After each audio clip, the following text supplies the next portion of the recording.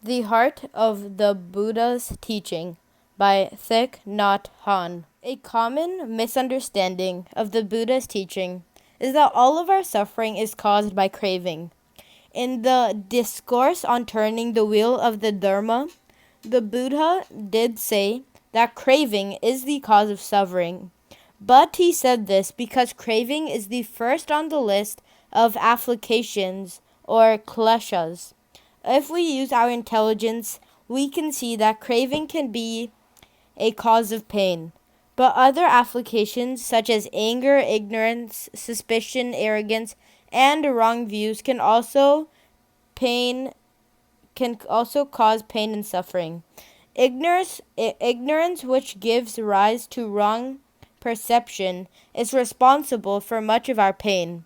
To make the sutras shorter and therefore easier to memorize, the first item on a list was often used to represent the whole list.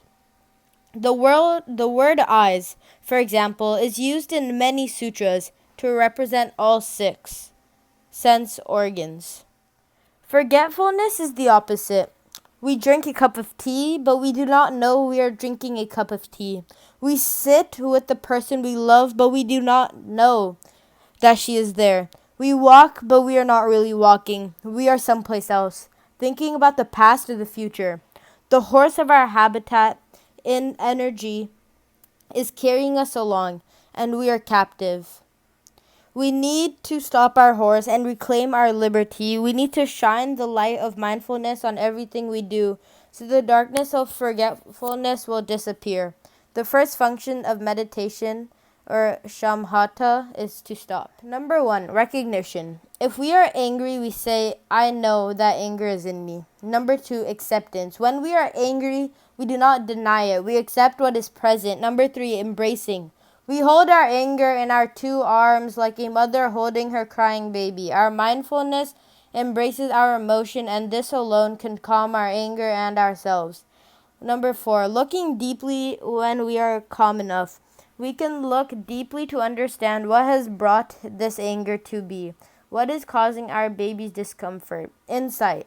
The fruit of looking deeply is understanding the many causes and conditions, primary and secondary, that have brought our anger, that are causing our baby to cry. Shariputra described right view as the ability to distinguish wholesome roots from unwholesome roots in each of us. There are wholesome and unwholesome roots, or seeds in the depths of our consciousness.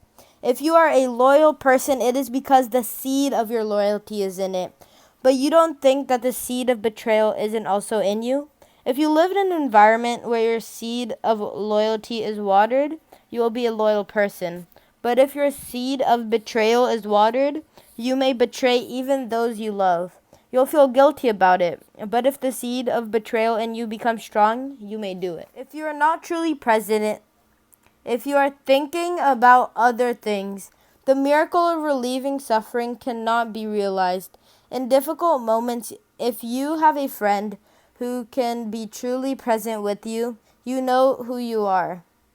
To love means to nourish the other with appropriate attention. The Buddha offered this wonderful image. If you take a handful of salt and pour it into a small bowl of water, the water in the bowl will be too salty to drink. But if you pour the same amount of salt into a large river, people will still be able to drink the river's water. Remember, this teaching was offered 2,600 years ago, when it was still possible to drink from rivers. Because of its immensity, the river has the capacity to receive and transform. The river doesn't suffer at all because of a handful of salt. If your heart is small, one unjust word or act will make you suffer. But if your heart is large, if you have understanding and compassion, that word or deed will not have the power to make you suffer. You will be able to receive, embrace, and transform it in an instant. When you are caught in your sorrow, your suffering, your depression, your anger, or your fear, don't stay on the shore of suffering. Step over to the shore of freedom, non-fear, and non-anger.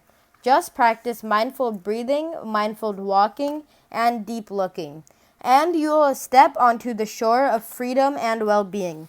You don't have to practice 5, 10, or 20 years to be able to cross over to the other shore.